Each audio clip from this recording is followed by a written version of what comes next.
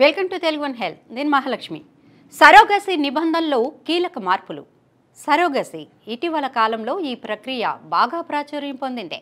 దీనివల్ల చాలామంది దంపతులు తల్లిదండ్రులుగా మారే కలలను నెరవేర్చుకుంటున్నారు. ఇటీవల కాలంలో ఈ విధానం ద్వారా తల్లిదండ్రులు అవుతున్న దంపతుల సంఖ్య పెరుగుతుందని సమాచారం. ఈ క్రమంలో సరోగసి నిబంధనలకు సంబంధించి కీలక సవరణలు జరిగాయి. తాజాగా ఈ విషయంపై సుప్రీంకోర్టులో కీలక విషయాలు తెరపైకి వచ్చాయి. అవును, సరోగసి నిబంధనలకు కేంద్రం కీలక సవరణలు చేసింది. ఇందులో భాగంగా అనారోగ్య కారణాలతో భార్య లేదా భర్త పిల్లలు కనలేని పరిస్థితిలో ఉంటే ఇకపై దాత అండం లేదా వీర్యం వాడుకునే వెసులుబాటును కేంద్రం కల్పించింది. అయితే ఎటువంటి అనారోగ్య సమస్యలు ఉన్నాయనే విషయంపై జిల్లా వైద్యాధికారి నుంచి ధృవీకరణ పత్రం పొందాల్సి ఉంటుంది. వైవాహిక బంధానికి వెలుపల జన్మించిన సంతానానికి చట్టబద్ధత కల్పించే చట్టం ఏమిటనేది తెలుసుకోవాలని సుప్రీంకోర్టు తెలిపింది.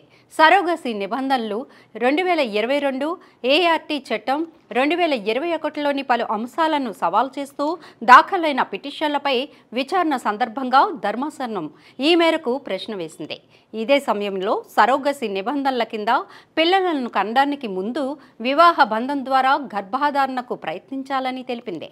ఇక వివాహ బంధం ద్వారా గర్భం ధరించాక పుట్టే సంతానాన్ని చట్టబద్ధ సంతానంగా పేర్కొంటారు.